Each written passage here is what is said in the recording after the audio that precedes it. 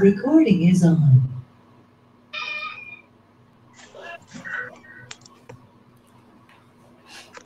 Muy buenos días, estimadas y estimados alumnas y alumnos que me acompañan precisamente en esta tercera sesión y en esta clase virtual que precisamente tiene como finalidad abordar la clase relativa a los temas selectos sobre derechos humanos y el proceso penal acusatorio con incidencia en la etapa de juicio, como vemos aquí en las diapositivas. Y bueno, pues primero que nada quiero darles la más cordial de las bienvenidas a esta sesión 3, agradecerles por su puntual conexión a esta plataforma de transmisión Jitsi. Y bueno, pues quiero comentarles que esta materia, como lo sabemos, se constituye de cinco sesiones. Estamos prácticamente ya a la mitad de este curso.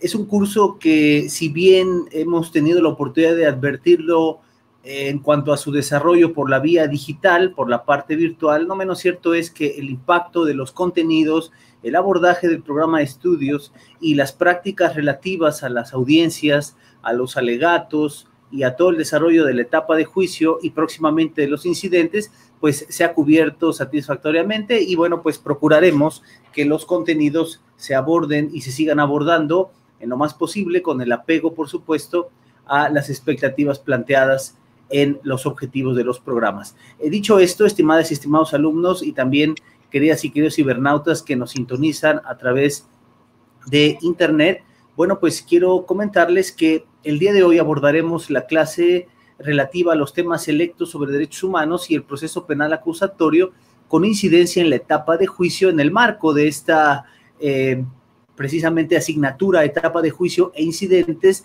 dentro de la maestría en el sistema penal acusatorio adversarial que se imparte en la Universidad de Jalapa. Voy a saludarlas y a saludarlos, si me lo permiten, en pantalla ampliada. Y bueno, pues por aquí les recuerdo que en la parte inferior derecha de su pantalla pueden personalizar sus nombres para efectos de podernos saludar específicamente. Y bueno, veo que están conectados Areli Andrade, también Domingo Santés, Rodolfo Vázquez Moreno, Martina Aguilera, también se encuentra con nosotros Irving Méndez. También nos acompaña Carla Fabiola Hernández. Y bueno, pues esperemos que en el transcurso de esta sesión se conecten el resto de sus compañeros. Pues bien, vamos a comenzar ya con esta sesión, donde precisamente quiero comentarles que podrán ustedes intervenir particularmente sobre las preguntas de reflexión que tengo planteadas para ustedes, y podrán también participar con sus puntos de vista, quien así lo desea hacer, y bueno, pues evidentemente con el ánimo de propiciar la mayor cantidad de comprensión sobre estos temas. Bueno, pues entonces ya sin mayores preámbulos vamos a iniciar esta sesión. Como lo vemos en pantalla, se constituye de tres temas muy particulares que se abordarán como un análisis que incide directamente en el éxito de la audiencia de juicio en el marco del proceso penal acusatorio, y por supuesto que iniciamos con la inconstitucionalidad de la reclasificación jurídica del delito en la etapa de juicio. Miren, queridas y queridos alumnos, este tema está muy interesante porque hay posturas doctrinarias y también posturas de actores jurídicos que la praxis lo han llegado a manifestar, que existe una posible interpretación sobre la inconstitucionalidad de la reclasificación jurídica del delito en la etapa de juicio.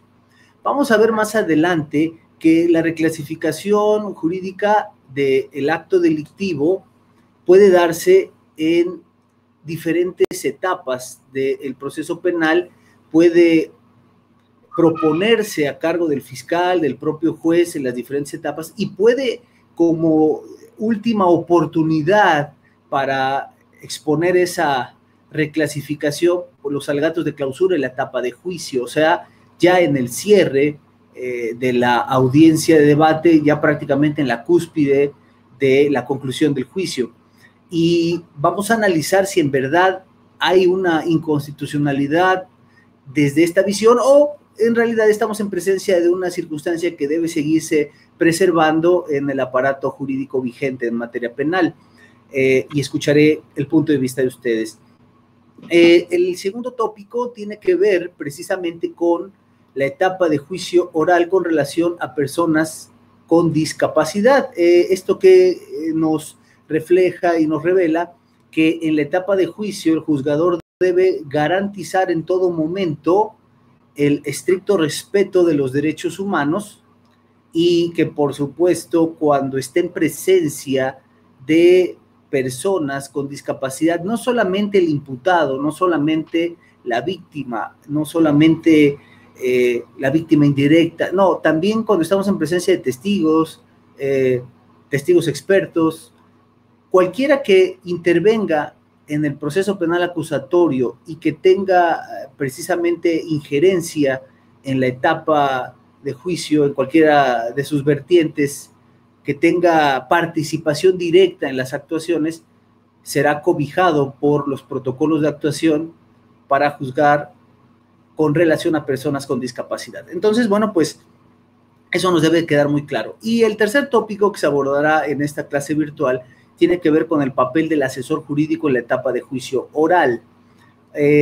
Sabemos que el asesor jurídico, como actor jurídico dentro del proceso penal acusatorio, juega un papel importante que lamentablemente en muchos casos se ha constreñido, a mi consideración de forma equívoca, únicamente como un coadyuvante de escasa y muy limitada participación que, grosso modo, se constriñe a adherirse a lo manifestado por el fiscal, y creemos que esto es suficiente para poder garantizar la asesoría jurídica técnica y adecuada como un derecho, y veremos más adelante que esto no es así.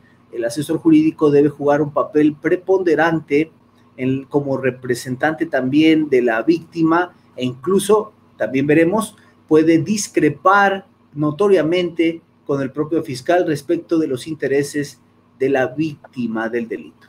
Bien, pues aquí están los temas que vamos a abordar este día y que por supuesto estaremos procurando que satisfagan las expectativas del programa y que nos permitan una mejor comprensión integral de la etapa de juicio oral. Bien, entonces el primer punto es la inconstitucionalidad de la reclasificación jurídica del delito en la etapa de juicio. Ahí, ¿qué es lo que de entrada podemos y debemos advertir? Bueno, lo decíamos hace un rato, hay momentos procesales en los cuales el juzgador precisamente o el fiscal pueden realizar una reclasificación jurídica del hecho delictivo. El primer momento lo encontramos en la vinculación a proceso. Recordemos que en la vinculación a proceso, si bien el fiscal ya derivado de una investigación inicial ha recopilado datos de prueba que permitirán generar una imputación y esta con la expectativa de lograr la vinculación del imputado a proceso, en ese auto de vinculación el juzgador puede variar la clasificación propuesta por el fiscal.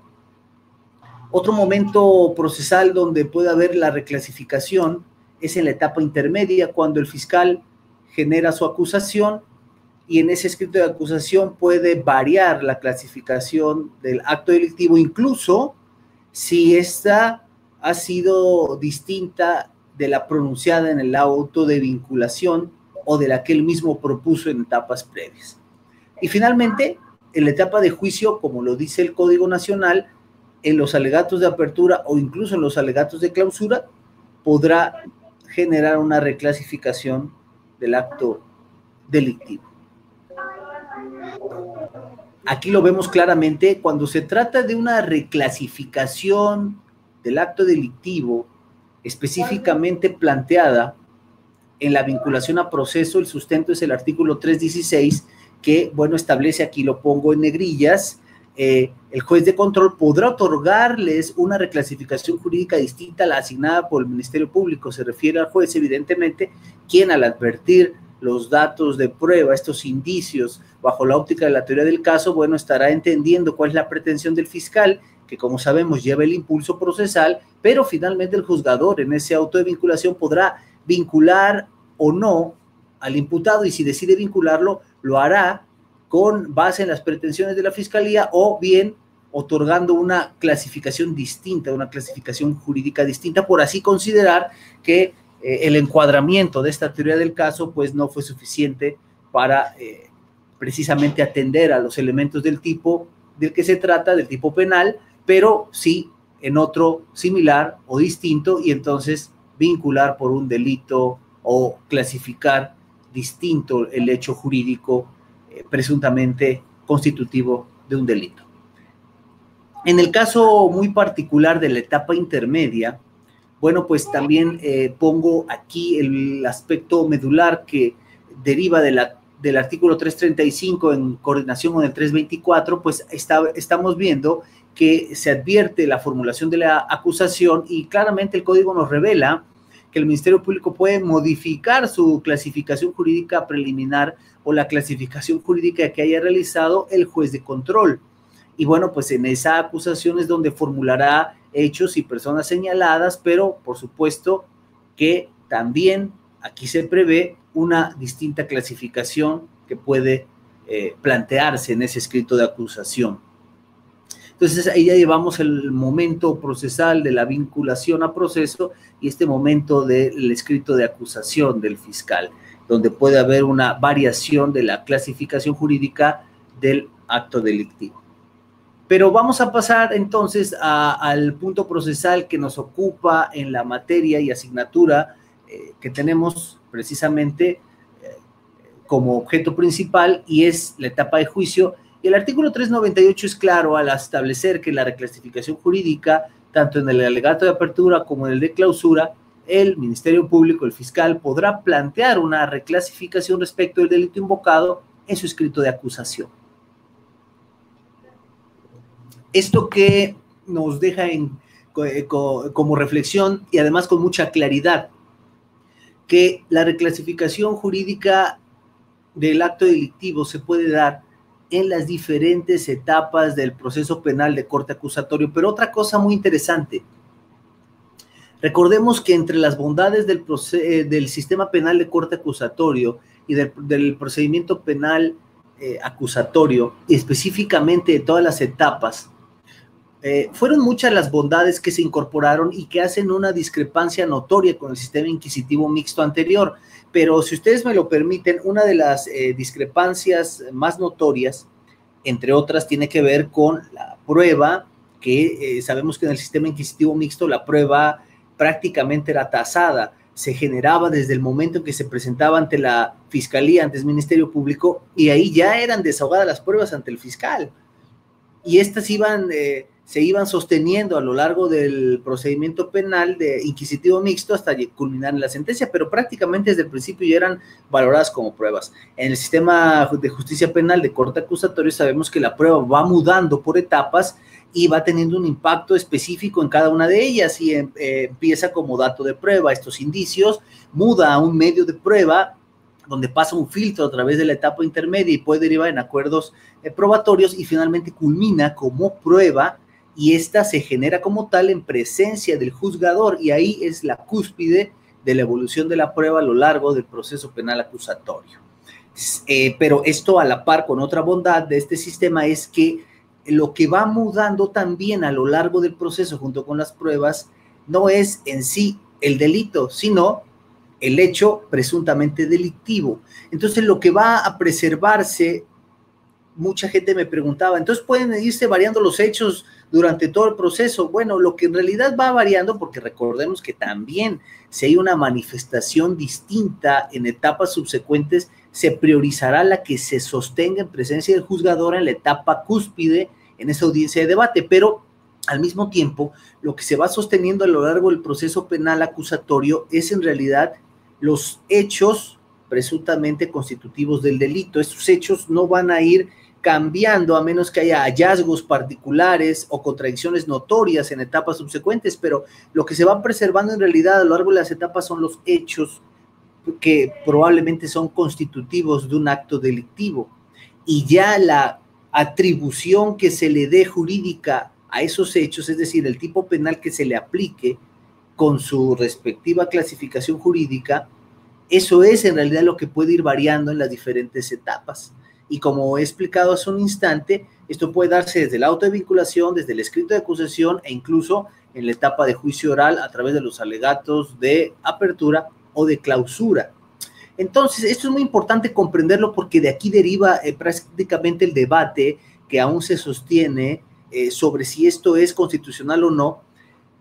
No específicamente si la reclasificación jurídica del hecho delictivo deba o no subsistir. Esto es evidente que sí debe subsistir, y debe subsistir como subsiste desde la vinculación a proceso y desde el escrito de acusación.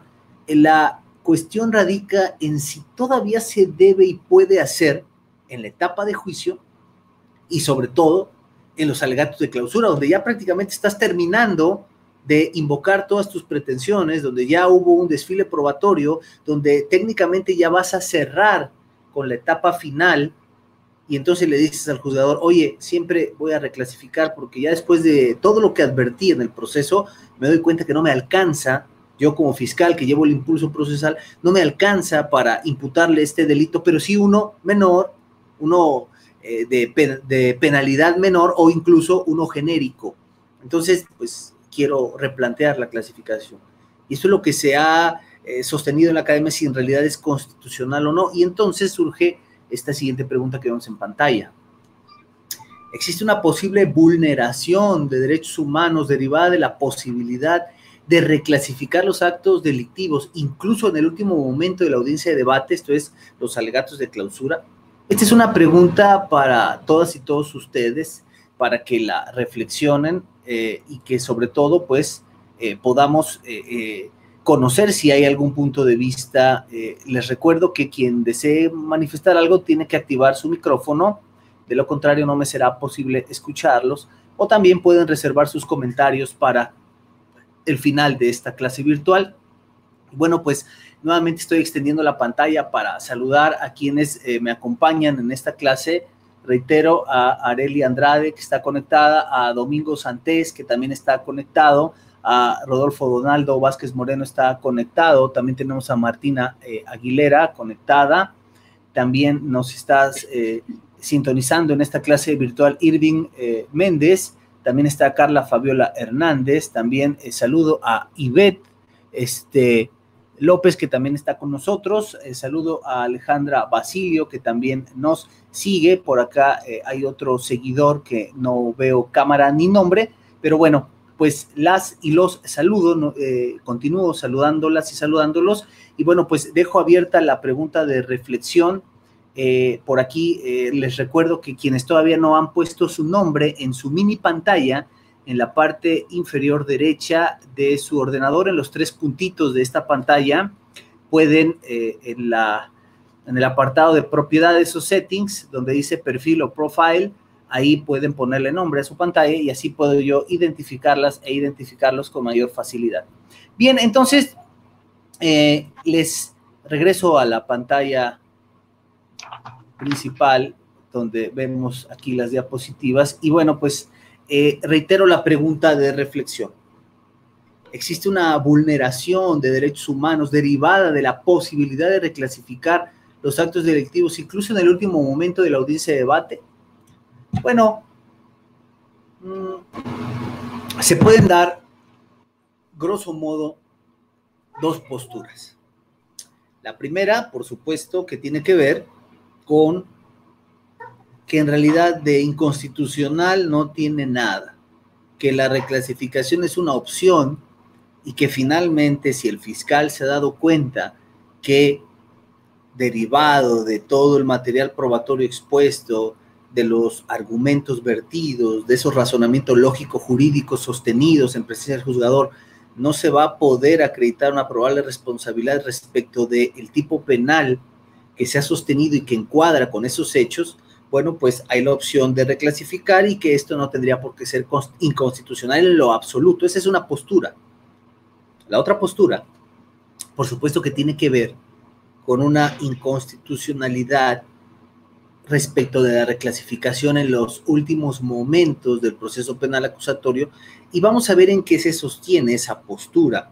Ustedes ya escucharon la pregunta y ya en este momento seguramente se están generando una idea sobre qué postura adoptarían ustedes. Entonces, esto nos lleva precisamente a la siguiente diapositiva que, como vemos en pantalla, establece argumentos torales de por qué debería sostenerse que es inconstitucional la reclasificación jurídica del acto delictivo en la etapa de juicio oral, no en las etapas previas, sino en la etapa de juicio oral. Eso sí, que quede claro, porque en una ocasión, comentando esto en una mesa de la discusión académica, me decían, bueno, es que cómo va a ser inconstitucional una reclasificación del acto delictivo si eso, por supuesto que es una opción que debe imperar, por el contrario, debe imperar esta opción. Sí, por supuesto, y no nos apartamos de esa visión, pero ya hubo una oportunidad en la vinculación, ya hubo una segunda oportunidad de etapa intermedia, ya incluso hay otra oportunidad más en los alegatos de apertura, en la etapa de juicio, donde si el juzgador advierte esta reclasificación, en ese momento deberá consultar a la defensa del imputado si, derivado de esta reclasificación, se necesitan aportar nuevas pruebas para efectos de generar una postura relativa al principio de contradicción, o si se debe suspender la audiencia para efectos de poder estar en condiciones de vertir razonamientos exclusivamente relacionados con esa reclasificación. Todo esto está previsto, pero ya en los alegatos de clausura incluso se cuestiona si esto podría ser adecuado en la propia etapa de juicio, incluso desde los alegatos de apertura. Y bueno, pues aquí vemos los argumentos torales. ¿Qué pasa con los mecanismos alternativos y las salidas alternas? Como ustedes saben, gran parte de los mecanismos alternativos de solución de conflictos y las salidas alternas están prácticamente asociados a la posibilidad de agotarse antes de la etapa de juicio oral, antes del auto de apertura, de que se dicte el auto de apertura a juicio oral. Lo veíamos en las clases virtuales anteriores. Hablábamos de la importancia de los mecanismos alternativos. Ustedes tuvieron la oportunidad de leer y generar un ensayo, y dentro de esas expectativas planteadas tuvieron la posibilidad de analizar si era procedente o no que los mecanismos alternativos subsistieran solamente hasta antes de la etapa hasta antes del auto de apertura a juicio oral, o podrían subsistir incluso ya hasta etapas subsecuentes de ejecución de la pena.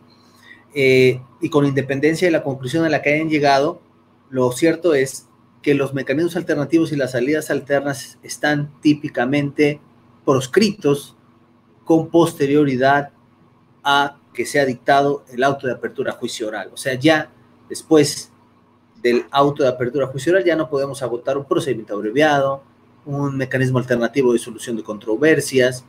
Entonces, ¿qué pasaría si, derivado de la reclasificación jurídica del acto delictivo, hubiera una pretensión ya distinta que pudiera precisamente propiciar el agotamiento de un mecanismo? Ya no podríamos agotarlo en esa etapa procesal. Ahí empieza la primera reflexión de inconstitucionalidad, porque sabemos que el artículo 17 constitucional establece el derecho humano de acceso a la justicia alternativa. Entonces, ¿qué pasa? Que el fiscal ha sostenido en el impulso procesal a lo largo de las etapas que tu delito es robo con violencia. Sin embargo, no logró acreditar la violencia y entonces lo pasa a robo simple, robo genérico, sin violencia. Bueno, todos los delitos cometidos sin violencia, de naturaleza patrimonial, por supuesto, son susceptibles de un mecanismo alternativo hasta antes del auto de apertura a juicio. Pero ya en la etapa de juicio, en los alegatos de apertura, bajo una nueva reflexión del fiscal, oye, siempre no es violencia porque no te lo acredité, entonces no, y ni voy a tener manera de acreditártelo en este desfile probatorio, entonces pues robo simple, sin violencia. Oye, pues hay un mecanismo, pues vamos a agotarlo. Ya no, porque jurídicamente en esta etapa está proscrito.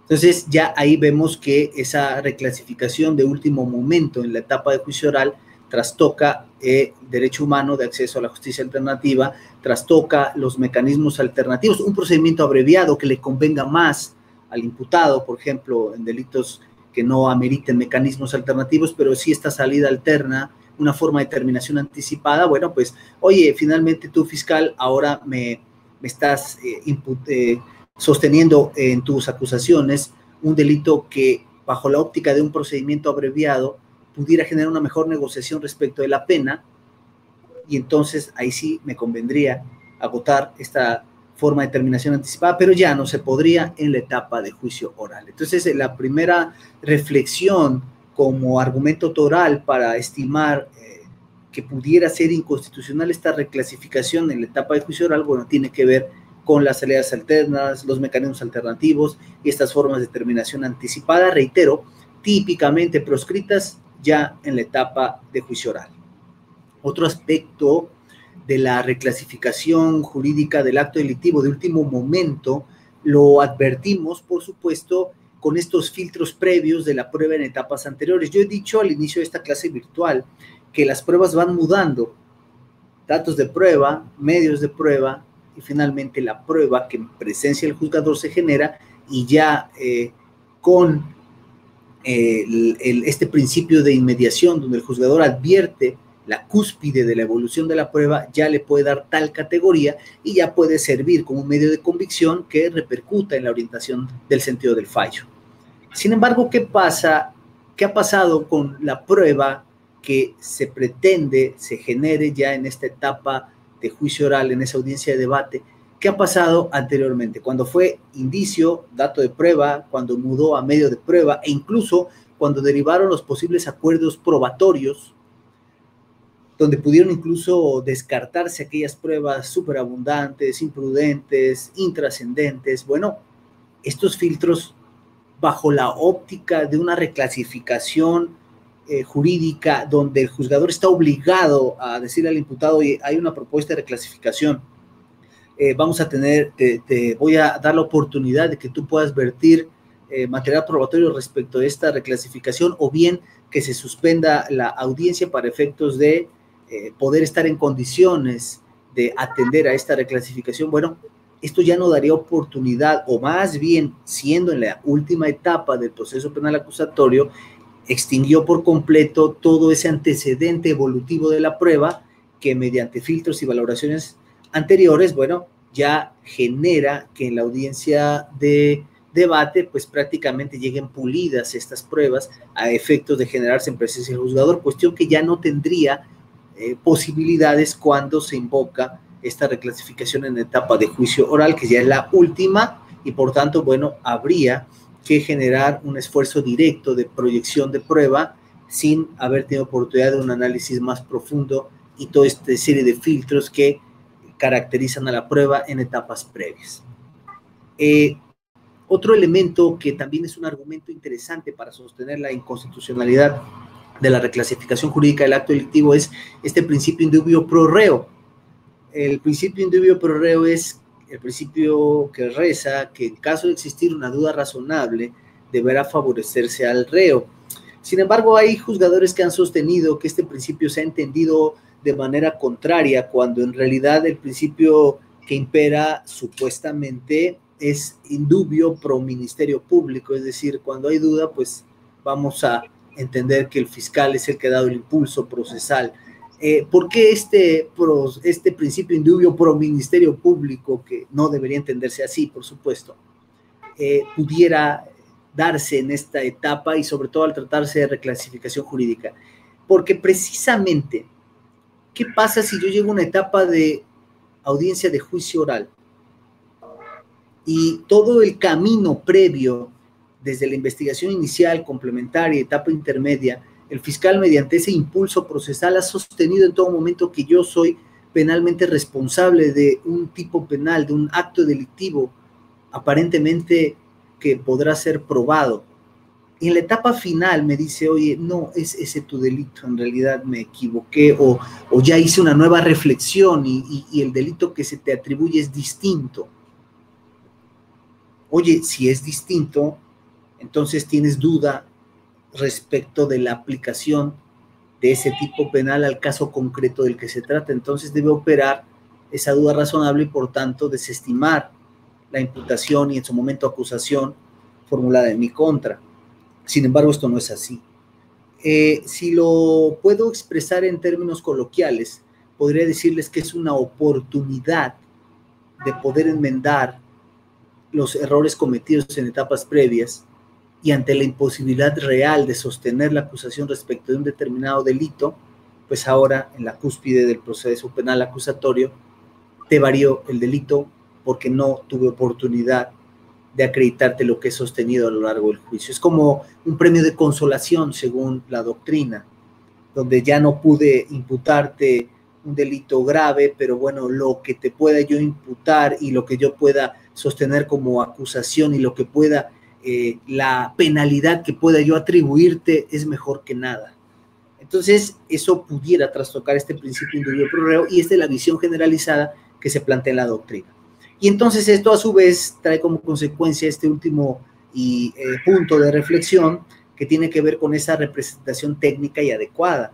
O sea, el fiscal tuvo oportunidad de integrar una carpeta de investigación mediante una investigación inicial, que como sabemos el Código Nacional de Procedimientos Penales no plantea término para su integración, no lo plantea, lo sabemos así. Entonces se pudo haber llevado 1 o 2 años para integrar la investigación inicial. Entonces, finalmente, considera que ya tiene elementos suficientes para determinar el ejercicio de la acción penal y busca la vinculación ante el juez de control. En la vinculación, formula su imputación y ahí va a tener, entre otros aspectos, 2 vertientes. Si formula la imputación y su pretensión se acredita mediante los indicios, habrá una vinculación a proceso. Pero, ¿qué pasa si el juez de control decide que no hay los elementos mínimos para poder dictar un auto de apertura, un auto de vinculación a proceso? Entonces, según el código, ¿qué puede hacer? Regresar la investigación para que se continúe investigando. También sin un término específico marcado por el código, pero además, esto puede ocurrir más de una ocasión, porque también el código no dice que se regresará la investigación, a etapa de investigación para efectos de que el fiscal siga investigando y no dice por 1 o 2 ocasiones más, no. Simplemente dice que si no se dicta el auto de vinculación a proceso, podrá regresarse para continuar con la investigación de esa carpeta y, por tanto, se seguirá integrando. Entonces, vemos que no hay término, vemos que hay oportunidad de continuar investigando. Entonces, hay un lapso de tiempo amplísimo. Bueno, pero finalmente el fiscal logra su pretensión, se vincula a proceso al imputado y viene una etapa de investigación complementaria, donde todavía se puede seguir generando labor para estructurar de manera contundente la acusación posterior. Entonces viene una formulación de acusación también, más adelante. Todo el desarrollo de las etapas subsecuentes que van a culminar en un auto de apertura a juicio oral. Ya hubo un momento procesal previo muy amplio donde el fiscal pudo haber atendido a una posible reclasificación. Y entonces ahora me dices, en etapa de juicio oral, en esa etapa cúspide, tus alegatos, en el peor de los panoramas, en el de los de clausura, oye, ¿sabes qué? Ya después de todos estos años de pruebas y de impulso procesal, pues me di cuenta que no era así, ese elemento jurídico relativo a la teoría del delito, en realidad no encuadro, con lo que tengo no logro acreditar ese delito, pero sí uno distinto, de menor impacto punitivo. Entonces, pues ya aunque sea este, es el que vamos a tratar de que se genere respecto de una sentencia condenatoria. Esto pone en tela de juicio precisamente la eficacia o tutela efectiva del derecho humano a una representación técnica y adecuada por parte del fiscal y por parte del asesor jurídico. Porque en realidad, bueno, este tipo de reflexiones ya en la cúspide del proceso penal acusatorio no podría darse cuando ya hubo todo un entretejido procesal previo donde las oportunidades para este tipo de reflexiones se dieron. Entonces, queridas y queridos alumnos, nos damos cuenta que estos argumentos torales para sostener que habría una probable inconstitucionalidad de la reclasificación de estos hechos probablemente delictivos, ya en la etapa de juicio oral, en los alegatos de apertura o de clausura pudiera llegar a ser inconstitucional, y reitero, se centran en estos que tenemos en pantalla. Ustedes podrán generar su propia reflexión. Ustedes podrán prácticamente, con base en lo expuesto, analizar si, y con sus respectivas experiencias en materia penal, podrán analizar si consideran que es oportuno que la reclasificación jurídica del acto delictivo pueda continuar como está vigente en el Código Nacional de Procedimientos Penales, o atendiendo a estos razonamientos vertidos por la doctrina y por precisamente algunos criterios de la justicia federal, pues en realidad estamos en presencia de una cuestión que vulnera derechos humanos previstos en la Constitución. Lo importante es tener muy presente que esta reclasificación, independientemente de que pudiera ser o no inconstitucional en la etapa de juicio oral, es una opción que se tiene y que, mientras sea vigente, deberá poderse invocar si lo estima prudente el fiscal, o incluso la defensa podrá también pronunciarse respecto de esas pretensiones. Voy a abrir nuevamente aquí la pantalla para preguntarles si alguna o alguno de ustedes tiene algún cuestionamiento, alguna manifestación respecto de lo que se ha expuesto en este primer apartado de esta clase virtual. ¿Alguien que quiera compartir algún punto de vista o reflexión? Muy bien, pues ahí nos quedamos con ese análisis que, por cierto, ha sido un análisis muy interesante y que se seguirá viendo y muy seguramente con el impulso procesal, ese famoso litigio estratégico, seguramente más adelante estaremos viendo criterios al respecto. Muy bien, estimados alumnos, pues continuando ahora pasamos a el segundo tópico de esta clase virtual de esta mañana, que tiene que ver con la etapa de juicio oral con relación a personas con discapacidad. Pudiéramos pensar que el desarrollo de las audiencias no tendría por qué verse afectado con estos supuestos, que el juzgador y los actores jurídicos involucrados están preparados para atender cualquier eventualidad tratándose de personas con discapacidad que estén involucradas en el procedimiento penal acusatorio. Hay incluso, como lo vemos aquí, el famoso protocolo de actuación para quienes imparten justicia en los casos que involucren derechos de personas con discapacidad. Y ojo, quiero hacer énfasis en el nombre, dice, para quienes imparten justicia en casos que involucren derechos de personas con discapacidad. No dice si el imputado es discapacitado o no, no dice si la víctima es discapacitada o no, dice, pero en casos que involucren derechos de personas con discapacidad. Y esto puede alcanzar desde el fiscal, el asesor jurídico, el defensor, los testigos, todos los involucrados. Y por esto este protocolo, que además refleja con claridad otras expectativas del orden internacional, grosso modo se centra en dos conceptos que ustedes deberán tener muy claros, no solamente en el ámbito penal y para considerarlos precisamente dentro del proceso penal acusatorio, no, son dos conceptos que deberán tener claros para toda actividad jurídica que se desarrolle en sus vidas profesionales, ya sea como fiscales, como defensores o como representantes legales en cualquier índole. Estos elementos deben conocerlos a la perfección y tienen que ver con, el primero, los ajustes razonables, y el segundo, el diseño universal. Son conceptos muy comunes que, en tratándose de temas de personas con discapacidad, deben conocerse a la perfección. Explico cada uno de ellos. ¿Qué son los ajustes razonables?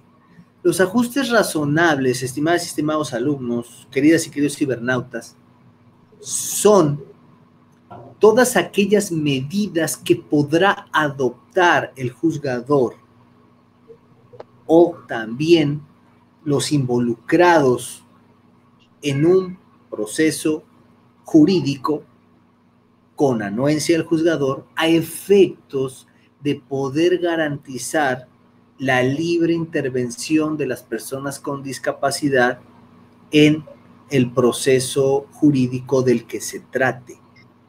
Son medidas que aún sin estar contempladas en la norma vigente, pueden adoptarse por el juzgador a efectos de garantizar la libre participación de las personas con discapacidad en un proceso jurídico.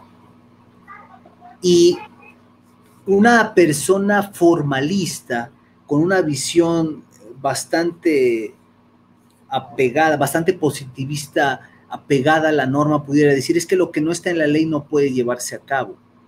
Sin embargo, ya sabemos que esta visión positivista fue superada por este nuevo contexto de derechos humanos, este control difuso y esta interpretación conforme que veíamos en la primera clase virtual. Entonces, aun si la norma no lo dice con suma claridad, el juzgador, con base en este protocolo y atentos a los ajustes razonables, puede precisamente emprender alguna acción concreta para facilitar el libre desarrollo de la participación de una persona con discapacidad en un juicio de cualquier naturaleza. Y ahorita estamos hablando del ámbito penal y de la etapa juicio oral. Entonces, si el juzgador se da cuenta que algún testigo cursa con alguna discapacidad y esto le impide desarrollarse adecuadamente o trasladarse adecuadamente o generar su participación, o alguno de los intervinientes tiene alguna discapacidad, deberá llevar a cabo los ajustes razonables necesarios para que la intervención en el procedimiento sea satisfactoria. Jamás podrá decir un juzgador, bueno, es que esto no está previsto, o esto pudiera vulnerar el debido proceso, o no tengo facultades expresas por la norma. Todo eso es un argumento infructuoso a la luz de este protocolo que nos prevé esta posibilidad de los ajustes razonables, y en caso de que el juzgador no lo invoque de oficio, los actores jurídicos, fiscal y defensor respectivamente, podrán solicitarlo en ese momento. Su señoría, atentos al protocolo de actuación precisamente para quienes imparten justicia en casos de persona con discapacidad, y derivado de esta obligación de implementar los ajustes razonables correspondientes, solicito que se adopte una medida en este momento para garantizar tal o cual pretensión con relación a una persona con discapacidad en este momento procesal. Y deberá concederse, y si no se concede, esto es susceptible de impugnación e incluso de reposición de la etapa procesal que corresponda. El segundo concepto, estimadas y estimados alumnos, es el diseño universal. El diseño universal también es otro elemento incorporado en este protocolo, pero reitero, estos dos conceptos no son exclusivos del protocolo, ni el protocolo los inventó. Son dos conceptos que venimos importando de la estructura normativa de derechos humanos del orden internacional, y que México tuvo la obligación de incorporar en el aparato jurídico mexicano vigente, y que a través de este protocolo y diseminado a lo largo de diversos ordenamientos jurídicos los encontramos estos dos conceptos. Entonces nos deben quedar muy claros, porque no son exclusivos de la materia penal, pero también no son exclusivos de los conocedores de derechos humanos.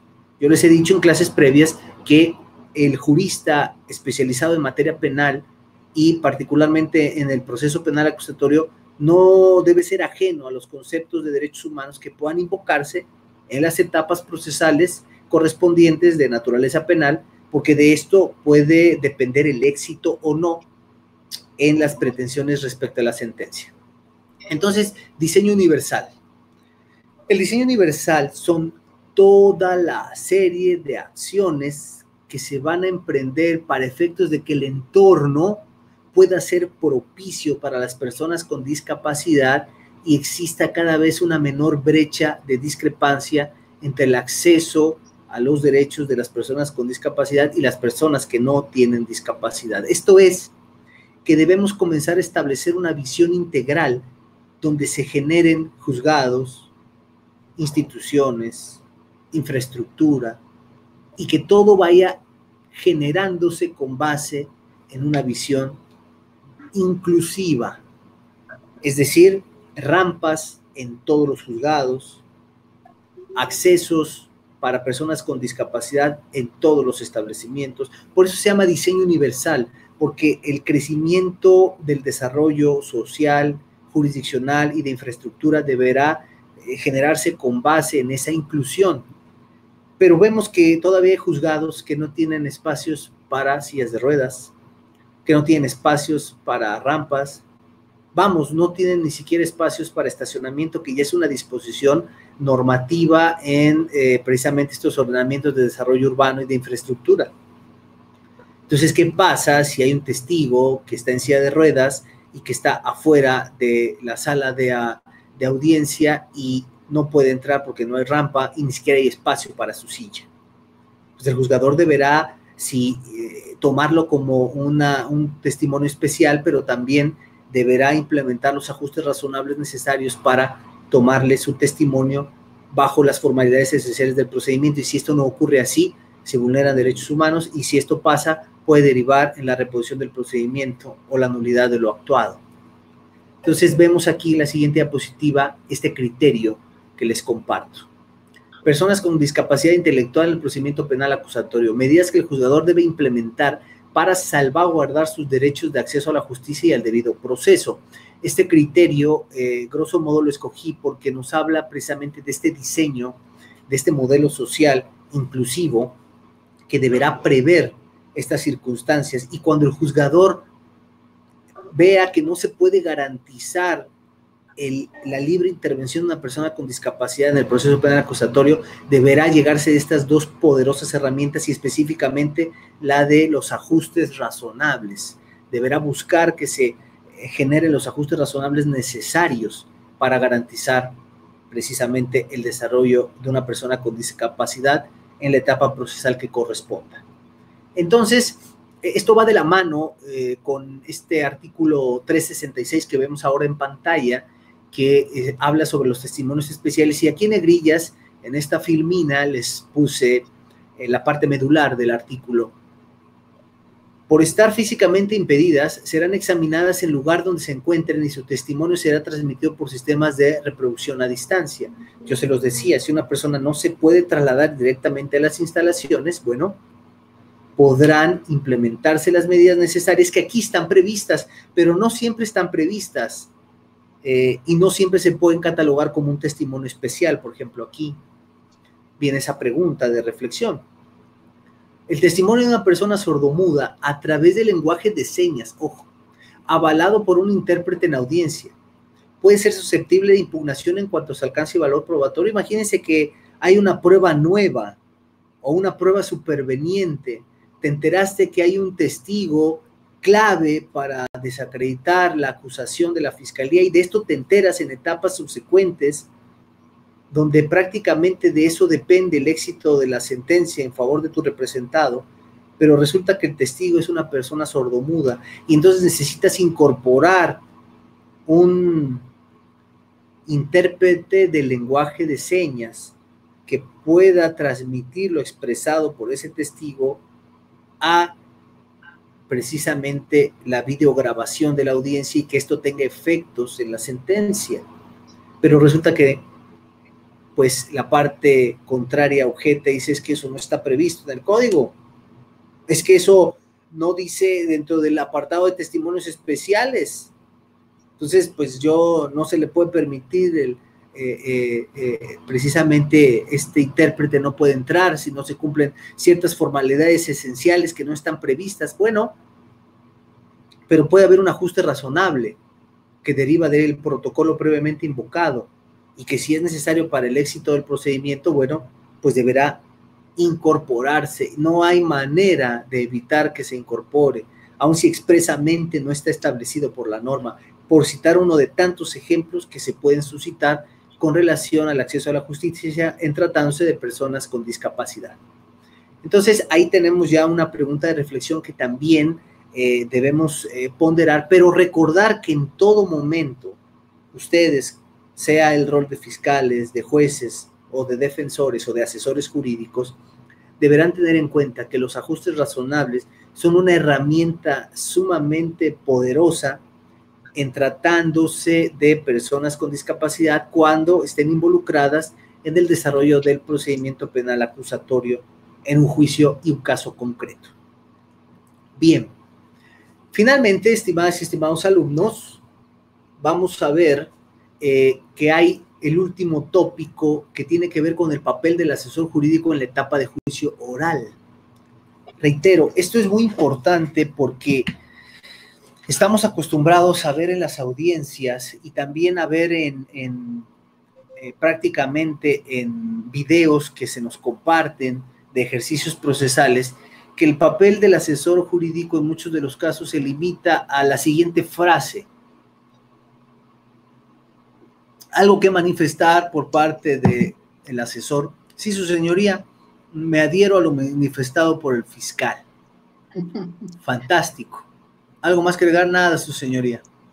Entonces, habría que plantearnos si en realidad ese papel, bajo la ley del mínimo esfuerzo, en realidad está sirviendo y teniendo impacto en el desarrollo del procedimiento. Y vamos a ver entonces qué reflexiones derivan sobre esto. Miren, en Veracruz, en la ley orgánica de la Fiscalía General del Estado de Veracruz, seguramente los que trabajan en la Fiscalía ya lo saben, existe dentro de esta ley orgánica vigente un apartado del artículo 51 que dice: de otros órganos que constituyen precisamente la Fiscalía General del Estado de Veracruz, y establece en el artículo 51, fracción 5, Instituto de Asesoría Jurídica. Hay un instituto de la asesoría jurídica en Veracruz. Pocos lo saben, ¿por qué? Porque en realidad es un instituto que todavía se sigue confeccionando. Está en papel y sí lo tenemos, pero esto, ¿por qué lo comento? Porque esto obliga a que en todo juicio del orden criminal, si no hay posibilidades de que la víctima cuente con un asesor jurídico, deberá tener un asesor jurídico gratuito. ¿Y quién se lo va a proveer? Este Instituto de la Asesoría Jurídica. Entonces, esto va de la mano con el siguiente apartado. Código Nacional de Procedimientos Penales, artículo 17. Derecho a una defensa y asesoría jurídica adecuada e inmediata. Sabemos que esto está en concordancia con el 20 Constitucional Federal, que a su vez plantea como derecho humano la defensa y asesoría y representación técnicas y adecuadas. Ya la Corte ha dicho con claridad que si bien se habla de una defensa técnica adecuada, esto es extensivo bajo este principio de igualdad procesal a que no solo el defensor tenga que estar preparado, también el fiscal y también el asesor jurídico. Entonces, aquí viene la primera pregunta de reflexión. La inactividad del asesor jurídico en la etapa de juicio oral puede traer como consecuencia la reposición de la audiencia. Si esto es así, ¿qué derechos humanos se trastocan? Bueno, quizás estas preguntas ya tengan una respuesta clara. ¿Puede haber reposición? Indudablemente sí, ya hay un criterio al respecto. ¿Cuáles son los riesgos de la reposición? Lo vamos a ver en la siguiente clase virtual de más tarde, el día de hoy, que hay pruebas que por su naturaleza se llaman pruebas irreproductibles, que si por alguna razón ya se agotaron y no pueden volverse a agotar, bajo la óptica de una reposición sería imposible volverlas a presentar de la misma forma y con el mismo impacto en juicio. Por mencionar un ejemplo de tantos donde una reposición pudiera ser fatal para el resultado del juicio. Y sin embargo, si no hay una asesoría técnica adecuada, esto puede pasar. Es más, les comparto que hay abogados que como estrategia van en una lista negra anotando las deficiencias procesales para el caso de no verse favorecidos en una sentencia o en un momento procesal oportuno. Las invocan como una violación notoria al debido proceso, buscando la reposición como una estrategia para el caso de no obtener una sentencia favorable. Entonces, cuando ven que no hay intervención del asesor jurídico, guardan silencio, lo anotan muy bien, y entonces, en caso de no tener una sentencia favorable, oye, ¿sabes qué?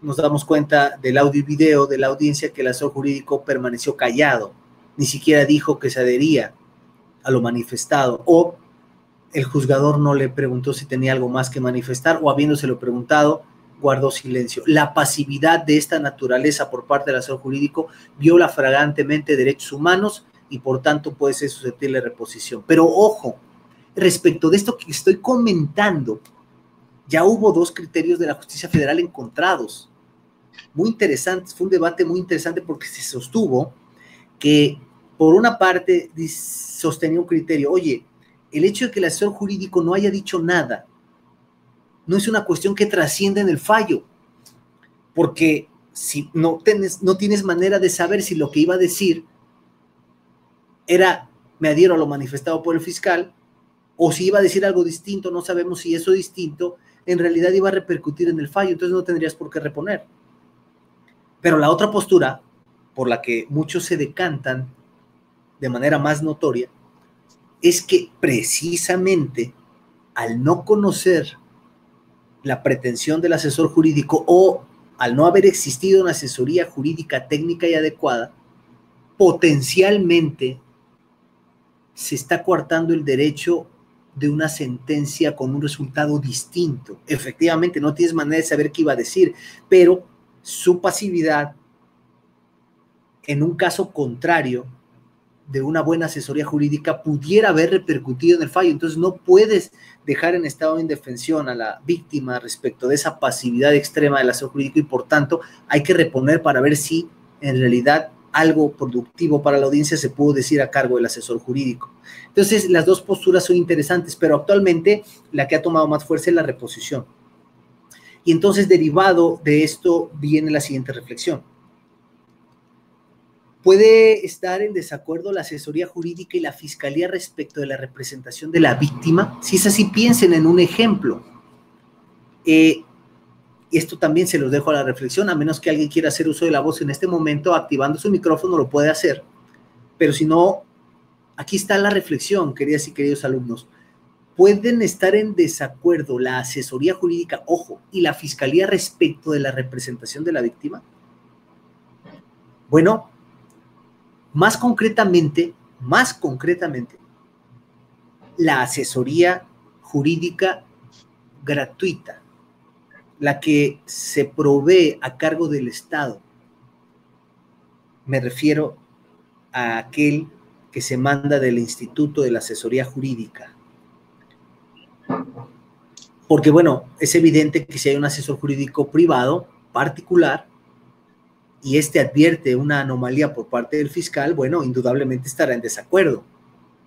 Pero si está alineado a la misma institución que le da vida al fiscal, es decir, la Fiscalía General del Estado de Veracruz, y este instituto de la asesoría jurídica depende de la Fiscalía, y son técnicamente provenientes del mismo órgano que impulsa procesalmente el juicio, ¿puede haber desacuerdo entre las partes? Bueno, si es así, ¿qué ejemplos se les ocurren? ¿Qué ejemplos se les ocurren donde al cuestionarle el juzgador al asesor jurídico algo que manifestar por parte de la asesoría jurídica? Sí, su señoría, en este acto quiero manifestar que estoy en desacuerdo con lo planteado con el fiscal en virtud, y ya escuchar su argumento. Bueno, ¿cuál sería un ejemplo? Vamos a ver entonces esta posibilidad planteada, por supuesto, dentro de este supuesto que les voy a compartir. Es un supuesto muy interesante que invita a la reflexión, no solamente para esta clase, para clases subsecuentes, incluso temas de tesis se han tomado de este párrafo que les que les estoy presentando y que tiene aquí en pantalla. Miren, Código Nacional de Procedimientos Penales, medidas cautelares, artículo 167.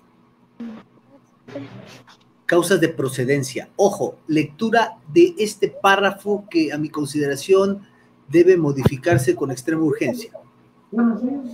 El juez no impondrá, ojo, el juez no impondrá la prisión preventiva oficiosa y la sustituirá por otra medida cautelar únicamente, ojo, cuando lo solicite el Ministerio Público, por no resultar proporcional para garantizar la comparecencia del imputado en el proceso, el desarrollo de la investigación, la protección de la víctima y de los testigos o de la comunidad.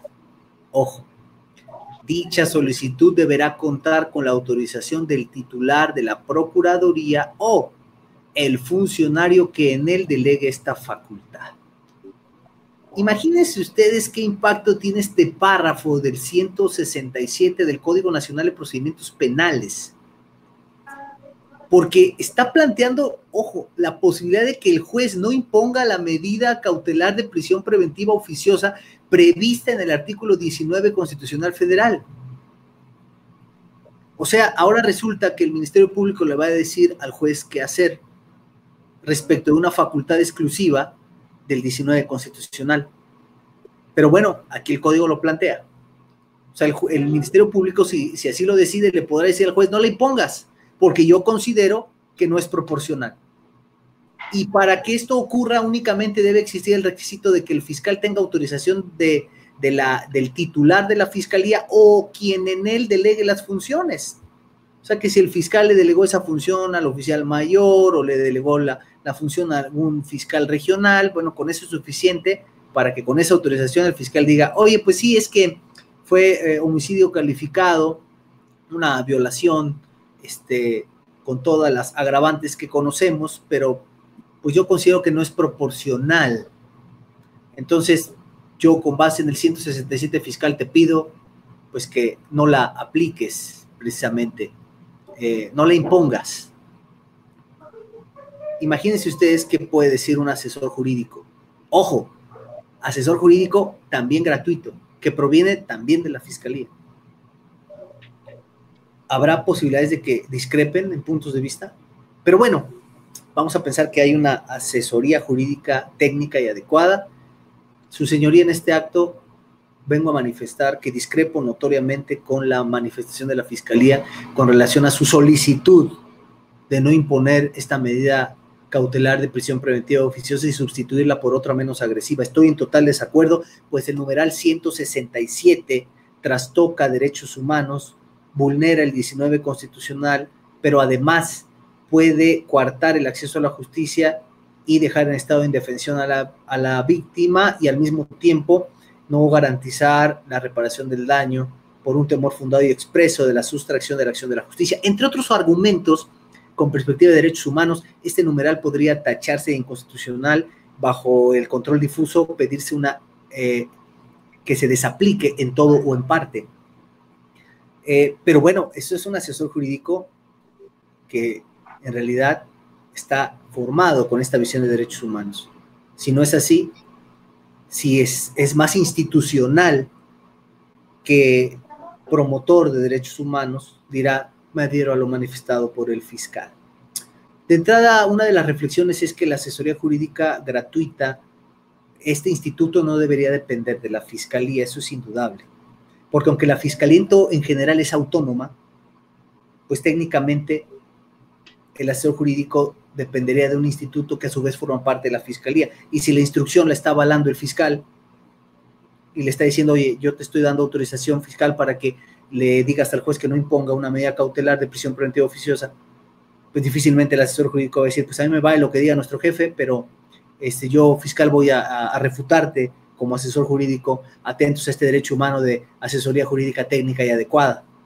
Sí, pues a los 3 días ya no tiene trabajo, a lo mejor. Entonces, para empezar, ese instituto de la asesoría jurídica debería ser independiente de la fiscalía. Pero segundo, sea privado, sea público, por supuesto que el asesor jurídico puede discrepar y hay casos notorios como donde prácticamente deberá hacer una labor profunda de asesoría jurídica técnica y adecuada.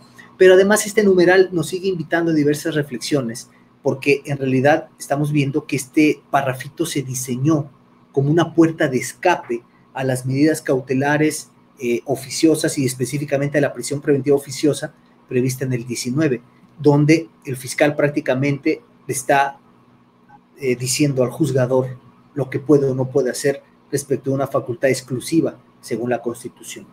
Entonces, pero este es nada más un ejemplo de los muchos donde en realidad la asesoría jurídica juega un papel relevante en el desarrollo del proceso penal acusatorio. Debemos comenzar a entender que el rol del asesor jurídico va más allá de la adhesión a lo manifestado por el fiscal y que en todo momento como derecho humano deberá buscar la mayor cantidad de participación posible en beneficio de la víctima, aun cuando esto represente, por supuesto, contradecir al propio fiscal. Bien, aquí lo decíamos, aquí está en pantalla esta reflexión del Instituto de la Asesoría Jurídica Gratuita, pues debería ser independiente a la Fiscalía. Bien, queridas y queridos alumnos, pues de esta manera se abordaron estos tres tópicos selectos sobre derechos humanos y el proceso penal acusatorio con incidencia directa, por supuesto, en la etapa de juicio. Esta etapa de juicio que en esta audiencia de debate conocida, en esta etapa de juicio oral, en esta audiencia de juicio oral, pues conocemos cuáles son las partes que la integran, comenzando precisamente con esa personalización e identificación de los intervinientes. Las partes manifiestan el orden en el que habrán de llevar a cabo ese desfile probatorio. Se comienza con los alegatos de apertura, se llevan a cabo el desahogo de las probanzas correspondientes, se culmina con precisamente un alegato de clausura y finalmente con la cúspide, que es la sentencia y el sentido correspondiente. En medio de todo esto tenemos incidentes, en medio de todo esto tenemos acciones jurídicas que pueden poner en pausa o suspender la audiencia, pero también tenemos estas reflexiones que hemos planteado actualmente que tienen que ver con los derechos humanos de las personas con discapacidad, por supuesto, que tienen que ver con el papel del asesor jurídico en todo momento. Más adelante veremos que el material probatorio, y me refiero más adelante en la siguiente clase virtual, que es el foro que tenemos programado, veremos que en tratándose de material probatorio también hay una serie de elementos que deberemos conocer de manera prioritaria para garantizar el éxito de la sentencia con relación a los intereses de nuestro representado, por supuesto. Entonces, bueno, todo esto sumado precisamente a la reclasificación jurídica del acto delictivo, de los hechos que probablemente son constitutivos de un delito, bueno, pues conforman toda una estructura que indudablemente debemos dominar, que debemos conocer y que, como he dicho en un principio, repercute directamente en el sentido de la sentencia. Entonces, bueno, pues abordados estos temas, nuevamente me permito aperturar la pantalla general para saludarlas y saludarlos. Nuevamente tengo aquí en pantalla a su compañero Domingo Santés, tengo a Rodolfo Vázquez Moreno, saludo también a Martina Aguilera, está por aquí con nosotros también Ivette Murueta, gracias. También saludo a Nora Alejandra Basilio, está por aquí Erika Yasmín también, gracias. Saludo también a Carla Fabiola Hernández, saludo a Areli Andrade, que también está con nosotros. También Irving Méndez se encuentra con nosotros. También saludo a Héctor Terrazas también. Y bueno, pues les agradezco su sintonía precisamente en esta clase virtual, donde se abordaron estos tres temas. Y bueno, pues aprovecho para generarles a ustedes, darles el uso del micrófono por si quisieran manifestar algo, expresar algún punto de vista respecto de las reflexiones planteadas o hacer algún comentario, despejar una duda. Con todo gusto, este sería el momento para hacerlo. Recordándoles que, bueno, el micrófono debe activarse. Actualmente por aquí lo veo en rojo, cosa que, bueno, también les agradezco porque a veces se vicia un poco el sonido, pero bueno, hasta este momento se ha escuchado bastante bien. Si no hay ninguna reflexión, punto de vista o comentario, bueno, pues quiero reiterarles mi agradecimiento por su presencia y participación en esta clase virtual. Ya por ahí están previstas las actividades para la siguiente clase y bueno, pues quiero adelantarles también que estaremos viendo como les dije en un principio, estamos a la mitad de esta asignatura. Vamos a tener las actividades finales y las clases virtuales finales, la siguiente clase y la última clase, es decir, la quinta sesión, va a ser exclusivamente para las actividades finales, esto es, el examen en línea con opción múltiple que se califica en ese momento, terminando ustedes de contestarlo, en ese momento se califica y les da calificación, un pequeño ensayo muy breve y finalmente también otra actividad. Por aquí estoy viendo en las notificaciones que alguien quiere hacer uso de la voz. Doctor, ¿me escucha? Sí, aquí te escuchamos. Vamos a escuchar a Rodolfo Vázquez Moreno, que va a hacer uso de la voz. Adelante, por favor.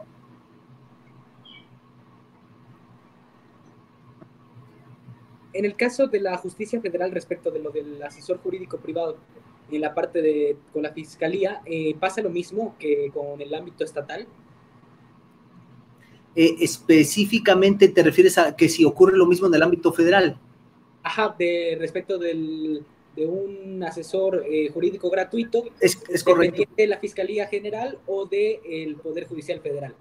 Es correcto, muy bien, sí, de hecho los criterios planteados y los ejemplos planteados aplican exactamente igual para la justicia federal como para la justicia local. Específicamente el rol del asesor jurídico ya ha sido catalogado como una causa de reposición en caso de inactividad injustificada. Incluso les comparto, derivado de la pregunta que hace Rodolfo Vázquez Moreno, que ahora ya por estrategia se les está recomendando, y digo estrategia a mi consideración equivocada, pero se les está conminando a los asesores jurídicos a que levanten la mano o a que intervengan cuando menos con esta frase de adherirse a lo manifestado por el fiscal, porque muchos asesores jurídicos son incorporados como gratuitos solo para cumplir el requisito y muchos no estaban haciendo ninguna manifestación. Entonces esa pasividad extrema estaba derivando en la reposición. Entonces, ¿qué pasó? Que ahora ya se les exhorta a que cuando menos levanten la mano, hagan alguna manifestación intrascendente, pero justificar el requisito para evitar que esto después sea una causa para reponer el procedimiento o una violación al debido proceso. Es decir, respondiendo a tu pregunta, sí aplica igual en el ámbito federal, pero bueno, sí debemos seguir reflexionando sobre el papel cada vez más contundente del asesor jurídico en el proceso penal acusatorio. Muy bien, gracias Rodolfo. Y bueno, pues para cerrar esta sesión e invitarlos a que me acompañen en el foro virtual que tenemos más adelante, ahí vamos a ver lo relativo a las pruebas. Es muy importante esta parte. Ustedes ya van a llevar a cabo algunos ejercicios de interrogatorio y contrainterrogatorio. Entonces, bueno, pues vamos a ver que hay pruebas irreproductibles, vamos a ver que hay pruebas digitales. Los nuevos embates tecnológicos representan un nuevo reto y hoy más que nunca son cada vez más crecientes. Veremos la diferencia entre prueba digital, prueba electrónica, veremos algunos elementos de la prueba anticipada para incorporarse adecuadamente a la etapa de juicio oral. Entonces, bueno, pues las y los invito a que nos veamos en un rato más en este foro virtual. Y bueno, por el momento sería todo. Les agradezco profundamente la gentileza de su atención. Y bueno, pues no nos despedimos. Yo sigo a sus órdenes. Yo soy el doctor Carlos Antonio Vázquez Azuara, titular de esta asignatura, etapa de juicio e incidentes en el marco de la maestría en el sistema penal acusatorio adversarial. Y bueno, les deseo que tengan una excelente semana y no nos despedimos. Nos vemos en la siguiente clase virtual. Muchísimas gracias.